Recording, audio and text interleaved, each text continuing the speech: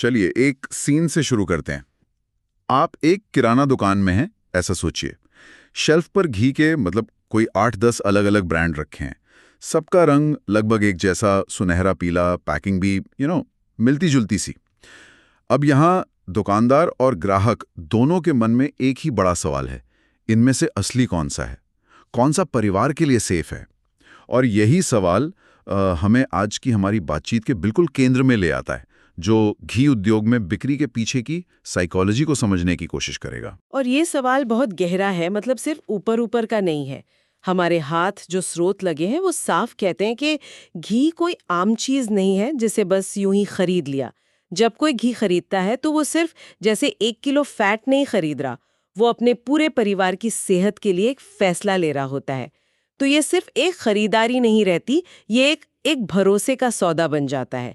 आज का हमारा मिशन भी यही है, ये समझना कि घी बेचने के लिए जो पारंपरिक सेल्स के तरीके हैं वो फेल क्यों हो जाते हैं, और कैसे विश्वास बेचना सिर्फ प्रोडक्ट बेचने से कहीं ज्यादा जरूरी हो जाता है। ठीक है, तो इस गुत्थी को सुलझाना शुरू करते हैं। हमारे स्रोत एक बहुत ही आम, हर रोज दिखने वाली कहानी से शुरुआत करते हैं। एक सेल्समैन एक दुकान में घुसता है और अपनी वही पुरानी घिसी पिटी लाइनें बोलना शुरू कर देता है।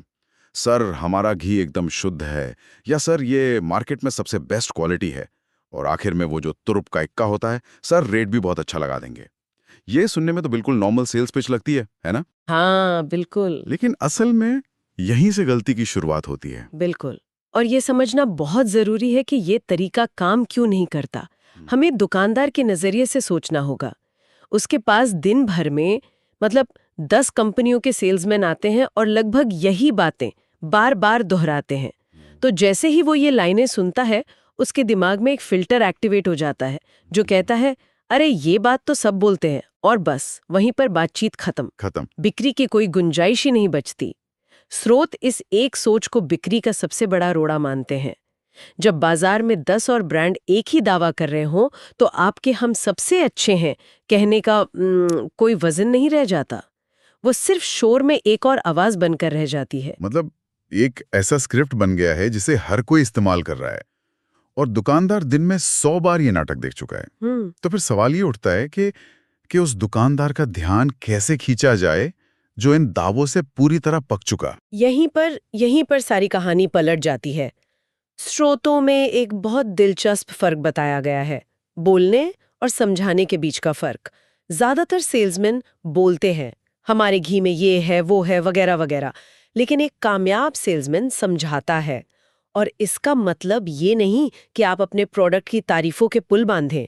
इसका मतलब है कि आप दुकानदार को उस प्रोडक्ट के बारे में कुछ ऐसा सिखाएं जो उसे पहले से न पता हो। आप एक सेल्समैन से एक सलाहकार की भूमिका में आ जाते हैं। रुकिए, ये सुनने में तो अच्छा लगता है, लेकिन क्या ये असलियत में काम करता है? मेरा मतलब है, दुकानदार तो पहले से ही व्यस्त है। क्या उसके पास इतना समय है कि वो किसी सेल्समैन से घी बनाने की साइंस पर लेक्चर सुने? कहीं वो इसे ऐसा तो नहीं समझेगा कि सेल्समैन उसे सिखाने की कोशिश कर रहा है, जैसे उसे अपना काम नहीं आता? ये बहुत बढ़िया सवाल है, और इसका जवाब ही इस पूरी रणनीति का सार है। समझाने का मतलब दुकानदार को लेक्चर देना नहीं है। बिल्कुल नहीं। इसका मतलब है उसे ऐसे हथियार देना जिससे वो अपने ग्राहक को बेहतर तरीके से जवाब दे सके। जब आप उसे कुछ नया सिखाते हैं तो आप असल में उसकी मदद कर रहे हैं। आप उसे एक आम दुकानदार से एक जानकार सलाहकार बना रहे हैं। सोचिए, जब उसका ग्राहक उससे पूछेगा, भाई साहब ये वाला घी थोड़ा अलग क्यों लग रहा है, तो उसके पास एक दमदार जवाब होगा। अच्छा, तो ये उसे शिक्षित करके उसका आत्मविश्वास बढ़ाने जैसा है। तो ये असल में प्रैक्टिकली कैसा दिखता है? स्रोत कुछ उदाहरण देते हैं? हाँ, और उदाहरण बहुत कमाल के हैं, बहुत ही प्रैक्टिकल। पहला है घी का रंग।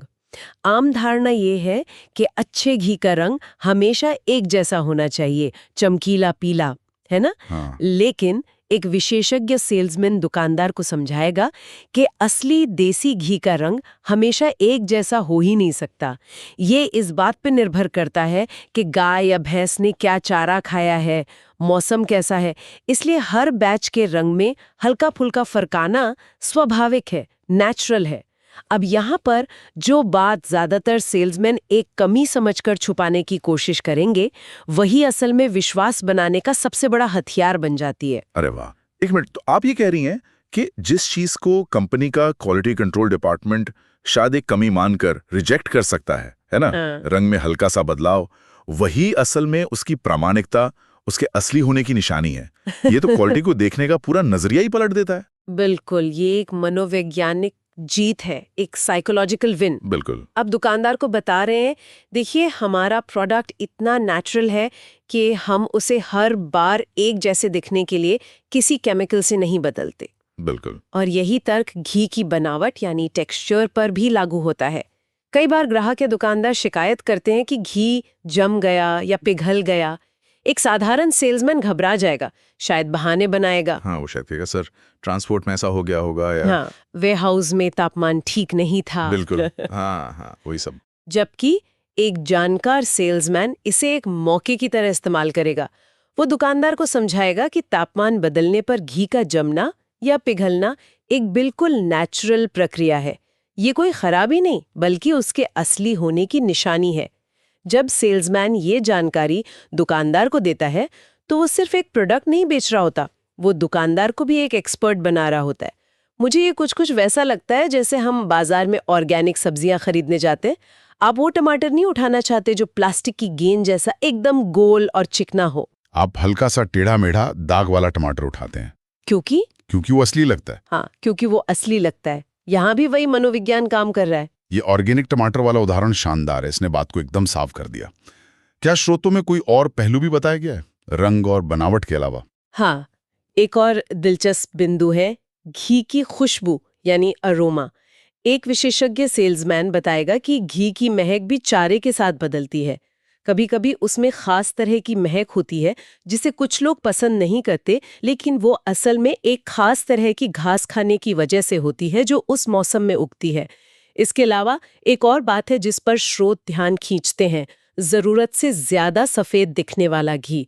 आमतौर पर लगता है कि जो चीज जितनी साफ सुथरी और एक जैसी दिखे उतनी अच्छी होती है, लेकिन यहाँ कहानी उल्टी है।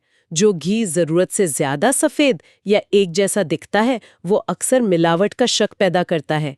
एक सच्चा सेल्समैन इस बात को भी दुकानदार के सामने रखेगा।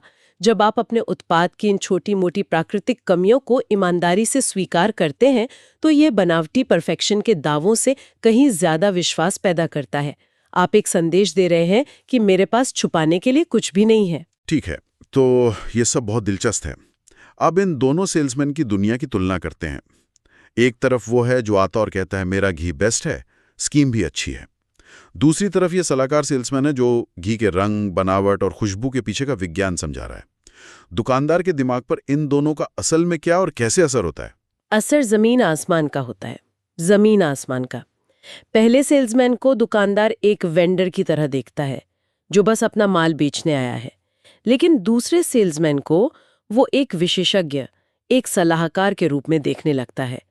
उसके मन में ये बात घर कर जाती है कि ये आदमी जानकार है और गलत बात नहीं बोलेगा, और यहीं से भरोसे का रिश्ता बनना शुरू होता है, जो किसी भी स्कीम या डिस्काउंट से कहीं ज्यादा मजबूत होता है। स्रोतों में एक बहुत ही दमदार लाइन है जो इस रिश्ते को जाहिर करती है। वो कहते हैं कि दुकानदार घी से ज्यादा आपको स्टॉक करता है। इसका क्या मतलब हुआ, ये थोड़ा समझाइए। सोचकर माल उठाता है कि अगर ये व्यक्ति कह रहा है कि ये अच्छा है तो ये अच्छा ही होगा, भले इसका रंग इस बार थोड़ा अलग क्यों न हो। उसका भरोसा प्रोडक्ट से हटकर सेल्समैन पर टिक जाता है, और जब भरोसा इंसान पर होता है तो बार बार ऑर्डर मिलना लगभग तय हो जाता है। उसे पता होता है कि ये सेल्समैन उसे कभी धोखा नहीं देगा, कभी खराब माल नहीं देगा। और यहीं से शॉर्टकट बनाम सच्चाई की बहस शुरू होती है। ज्यादातर कंपनियां स्कीम्स का सहारा लेती हैं, एक के साथ एक फ्री, ज्यादा मार्जिन का लालच या कोई फॉरेन ट्रिप का सपना। ये एक आसान रास्ता लगता है। स्रोत इस बारे में क्या कहते हैं? स्रोत इस अंतर को बहुत साफ तरीके से बताते हैं। वो कहते हैं जो सेल्समैन सिर्फ स्कीम बेचता है वो अस्थायी ऑर्डर लेता है। सोचिए एक दुकानदार के बारे में। आज आपकी कंपनी ने 10% मार्जिन दिया, उसने आपका माल रख लिया। कल कोई दूसरी कंपनी 12% मार्जिन लेकर आ गई तो वो आपका माल हटाकर उसका रख लेगा। बिल्कुल। उसकी वफादारी प्रोडक्ट या कंपनी से नहीं बल्कि स्कीम से है। ये एक पूरी तरह से लेन-देन पर आधारित रिश्ता है जिसमें कोई गहराई नहीं है। और इसके उलट जो सेल्समैन सच बेचता है तो वो इस डीलबाजी से ऊपर उठ जाता है। हो सकता है कि कभी आपका रेट बाजार से थोड़ा ज्यादा हो या उस महीने आपकी कोई स्कीम न चल रही हो, लेकिन दुकानदार फिर भी आपका ही माल खरीदेगा। क्यों? क्योंकि उसे आप पर भरोसा है। वो जानता है कि आप उसे अच्छी और सही चीज दे रहे हैं। ये एक लंबा और टिकाऊ रिश्ता है जो किसी भी कंपनी के लिए सोने की खदान जैसा है। अस्थायी ऑर्डर आपको उस महीने का टारगेट पूरा करने में मदद कर सकते हैं, लेकिन स्थायी ग्राहक वो आपकी कंपनी का भविष्य बनाते हैं। तो इस पूरी बातचीत का निचोड़ क्या है? अगर हमें इसे एक लाइन में समेटना हो तो वो क्या होगा? मुझे लगता है कि सार यही है कि घी जैसे संवेदनशील प्रोडक्ट के बाजार में जहां परिवार की सेहत जुड़ी हो, वहां सफलता सिर्फ अच्छी मार्केटिंग, पैकिंग या कीमत पर नहीं टिकी है। वो उस भरोसे पर टिकी है जो एक सेल्समैन जमीनी स्तर पर एक एक दुकानदार से मिलकर बनाता है। ये इंसानी रिश्तों की ताकत का सबसे बड़ा सबूत है। आपने एकदम सही पकड़ा और हमारे स्रोत इसे एक बहुत ही खूबसूरत और यादगार लाइन के साथ खत्म करते हैं जो इस पूरी बातचीत का सार है। घी का स्वाद घर में चखा जाता है, लेकिन सेल्समैन का सच बाजार में याद रहता है। ग्राहक घर जाकर तय करेगा कि प्रोडक्ट अच्छा है या नहीं, लेकिन दुकानदार जो उस सेल्समैन से हर हफ्ते मिलता है वो हर रोज उसकी ईमानदारी और सच्चाई को याद रखेगा और वही याद उसे अगला ऑर्डर देने पर मजबूर करेगी। ये वाकई में एक बहुत गहरा विचार है। ये सिर्फ सेल्स के बारे में नहीं बल्कि ईमानदारी और मानवीय रिश्तों की ताकत के बारे में है जो किसी भी बिजनेस की नींव होनी चाहिए। बिल्कुल। और ये एक बड़ा सवाल भी खड़ा करता है जिस पर हमारे श्रोता सोच सकते।